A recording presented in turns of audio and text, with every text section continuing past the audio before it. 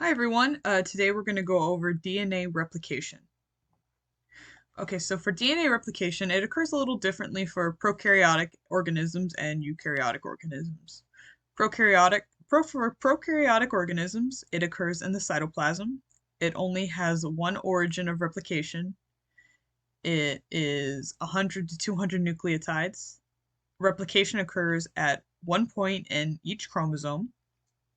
Only one replication fork is formed. Initiation is carried out in the protein DNA. DNA gyrase is needed and only has one origin of replication, and that's for prokaryotic.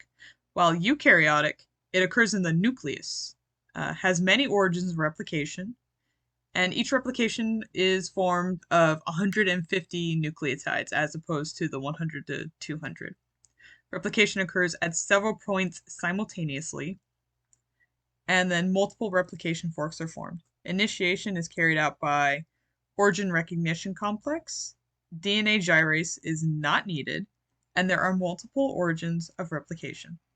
So this just kind of gives a quick overview about the various differences between a prokaryotic and eukaryotic DNA replication.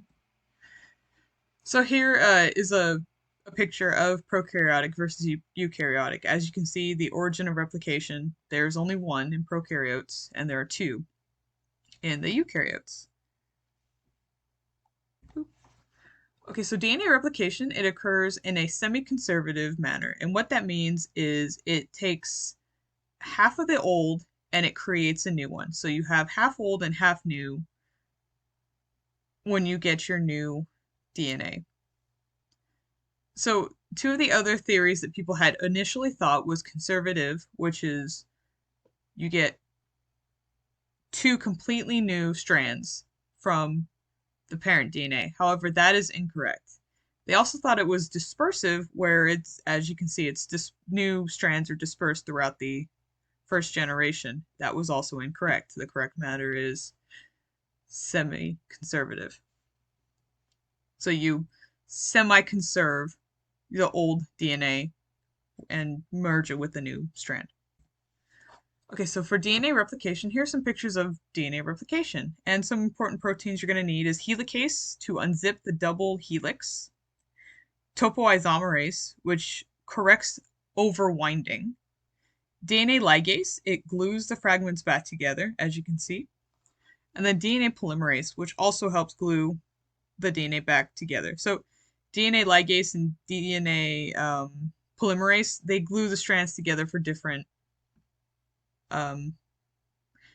strands. You have the leading strand and the lagging strand, and they glue each other together. They work for different strands. Let's see. As you can see.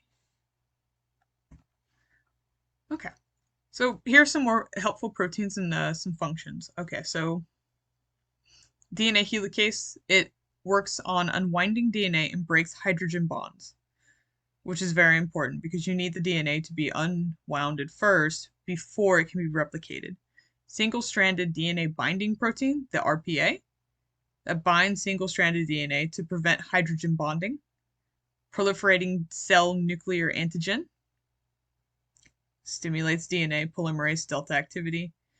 And then DNA polymerase delta simultaneously stimulates leading and lagging strands, DNA replication, and 3' to 5' exonuclease proofreading, which is important because you want to make sure that it's proofreading what it just coded. You want to make sure that everything is essentially coded correctly to ensure that there are no harmful mutations that occur.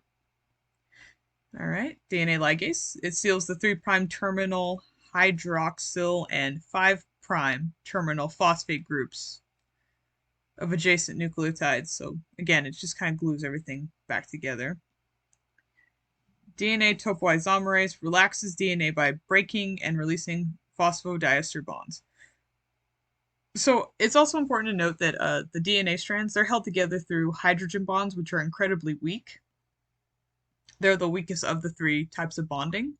And that also kind of helps with the DNA replication, the fact that they're held together with hydrogen bonds as opposed to covalent bonds or the other one. Okay, so there's a little bit of a difference too between prokaryotic proteins and eukaryotic proteins. In prokaryotic, DNA A protein is the recognition of origin in replication, while in eukaryotic cells it's unknown. Removal of RNA primers, prokaryotics, they have to have DNA polymerase 1. It's unknown in eukaryotic cells. So stuff like that. There's just some minor differences between prokaryotic and eukaryotic. And that is the end of, DNA replication.